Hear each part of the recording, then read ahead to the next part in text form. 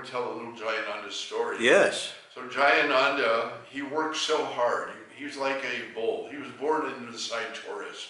His body, his head was like a bull.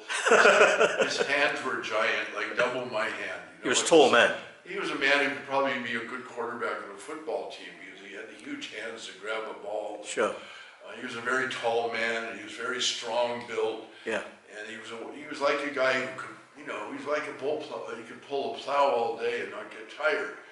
Amazing person, workaholic, and nothing was he unwilling to do. Empty the garbage, fix a broken car, run an errand at 2 o'clock in the morning.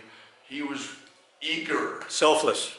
Eager to serve. And he never one time would eat before every single other person present was eating. Yeah, that is selfless. The girls, the children, the wives, everyone had to eat before him. He was so elevated and so inspirational. And so anyway, the Rath Yatra day, at the end of the day, we have to pull the carts back out of the park. So we did that, we parked them again, and we have to clean the park. That's a big job because there's tens of thousands of plates and cups. Rubbish everywhere. We have to make the park like nothing had happened. Yeah. So that's all in the dark in the evening. Oh. So we're cleaning up. And I wanted Jayananda to see Srila Prabhupada. So I said, Jayananda, come with me, I want to take you to Prabhupada's room. He said, no, I'm too busy, I'm working, I have too much work to do. And I grabbed him and I said, no, you're coming. You're going to go see Prabhupada. So he sheepishly got in the car and I took him to Prabhupada's room. And Jayananda sat down in the very back of he offered obeisance, he sat down in the back of the room and he promptly went to sleep. And Prabhupada never said one word to him. He didn't say one word to Prabhupada. And then about 30 minutes later, when the darshan was over, he tapped him on and said, Prabhu, it's time to go. He offered his obeisances and he went back to work. Oh, shame. But the love between them, they knew each other, Prabhupada and Jayananda. There was no need of speaking. Jayananda didn't feel that necessity. Understand. You know, that's special because most devotees are so eager to talk to Prabhupada and have Prabhupada talk to them. Could you tell us a little bit about his contribution towards the yatra?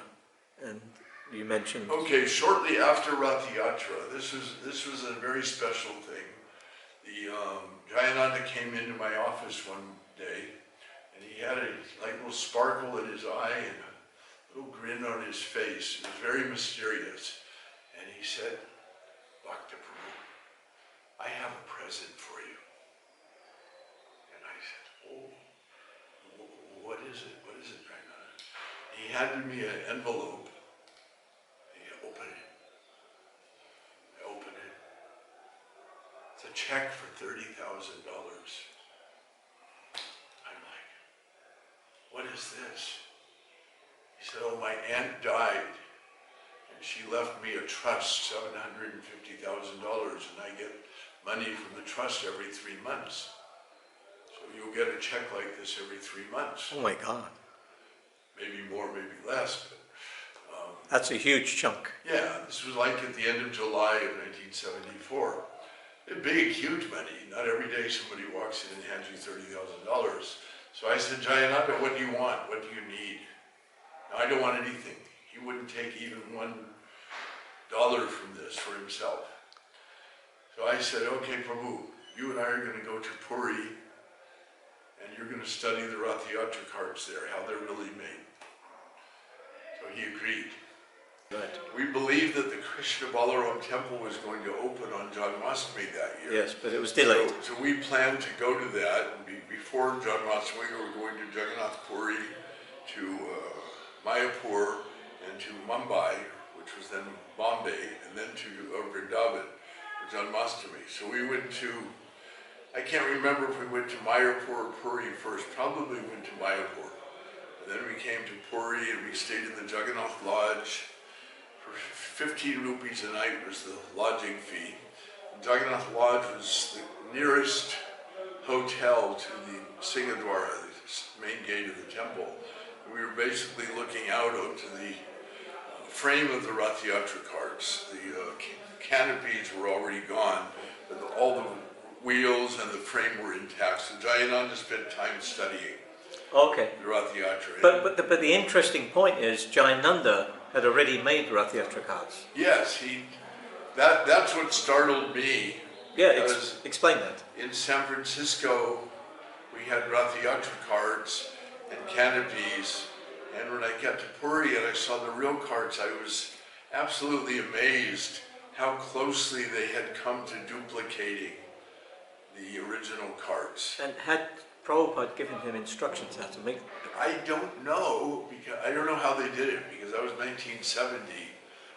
Prabhupada was in Los Angeles, and Jayananda and Narayan really built the first 3-cart festival. Before that, there had been one small cart, which became Subhadra's cart later. And our carts, of course, had 4 wheels, and in Jagannath Puri, Jagannath's cart, I think, has 16, Balaram's 14, and Subhadra's 12.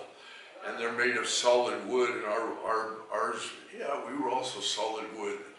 That was an interesting story, because the solid wood was very hard to control because it's so heavy. Yes. And it was very dangerous. Jayananda didn't like it. It wobbled. No, it was just he was afraid someone would get hurt getting near those heavy wooden wheels. Too heavy. And they were hard to control because they're so heavy. Heavy, yeah. And of course, in Puri, the wheels are solid wood, and they're pulled, but they're being pulled by lots of people. The ropes are 200 or 300 meters long, with lakhs of people pulling them, and they go very, very slowly. And they're hard to control too, and they break them by dropping a huge piece of wood in front of the wheels. That's how they stop the carts in Puri. I see. I forget how we stopped the carts. So Jayananda was really in his element when he got there. He had a degree in engineering. I see. He went to Ohio State. He'd studied engineering, but he didn't like it. But he knew it. So let's continue about Jayananda's. Okay, so he got this inheritance, and he let me read the terms of his trust. And the trust was worded in a way that as long as Jayananda was alive, he would get the income from this inheritance every 3 months.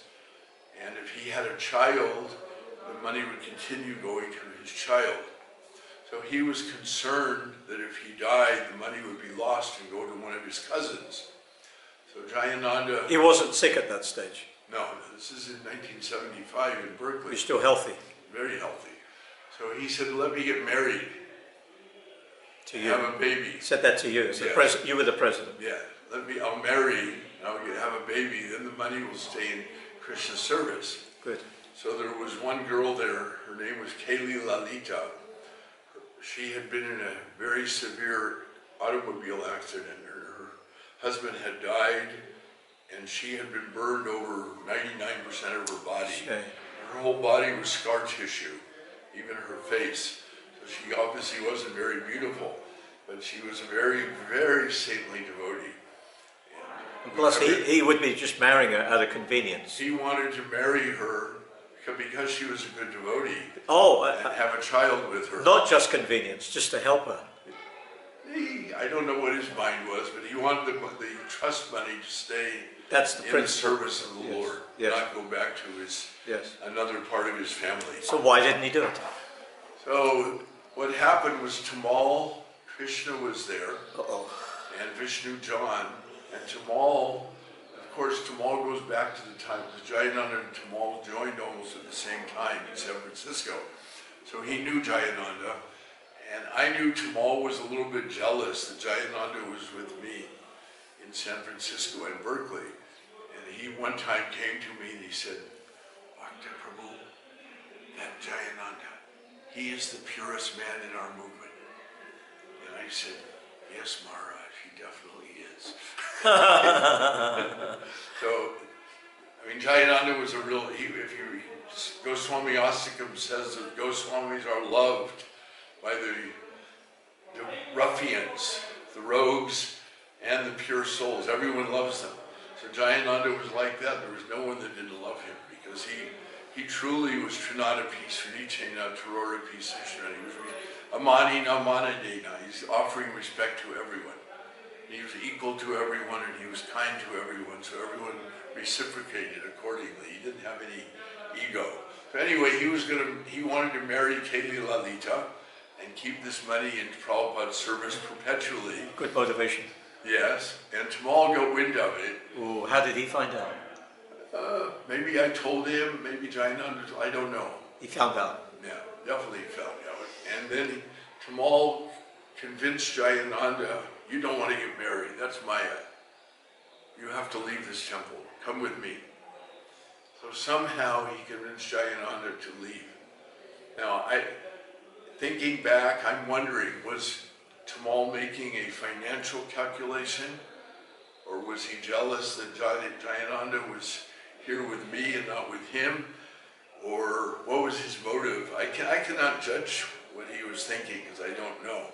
But Jayananda left the temple and he joined Tamal's buses and he was going out of the parking lot selling books. And the next thing I heard, he was in New York and they started the New York Rath Yatra, and then he got cancer. And the next time I saw him, he was in a clinic in Mexico taking some treatment, and then he died shortly thereafter. Oh, what a shame. And, I want to tell one story, but last time I saw him was in what's called a Laetrile clinic in Tijuana, Mexico. The cancer treatment that wasn't authorized from the United States. And he went there. He took many treatments because all the devotees were trying to tell him, get this treatment, get that treatment, do anything. And just to make the devotees happy, he would take all these crazy treatments. And meanwhile, the money's still rolling. Money was rolling, of course. It must have been going to Tamal. Maybe some of it later went to New York. Oh, but when he took Jayananda away, the money never came to the temple. I never got the money anymore, so I you don't know where it went? Because he left in late 1975, maybe August, September. That's a shame. And then he died in May of 77. Because he had expenses to pay with the hospital and clinics. Yeah, he must have. He must have. He never talked about it. I mean, Jayananda never talked about himself. I wanted to speak the last time I saw him because it was the time I laughed the hardest I ever laughed in my whole life. What happened? Since then, I went to see him in this clinic, and he had two rooms. One was a laundry room, and one was a bedroom. But he turned the bedroom into a temple. He had all the walls, pictures of Krishna, Jagannath, Prabhupada, an altar. And he wasn't using the bed, he was sleeping on the floor in the laundry room. Oh, no. Can you imagine? Sadhu. We were laughing because Jayananda was telling me stories of all these treatments he'd been undergoing. Because different devotees would tell him, go here and take this, go here and take this treatment, go here. So he'd been running here and there for about a year. It would have been from after Rath Yatra 1976 until maybe March of 1977. So how long? 6 months? Not that long. But one treatment I never forget, he told me I had to wear a bag of wet tea and have this tea dripping down my back.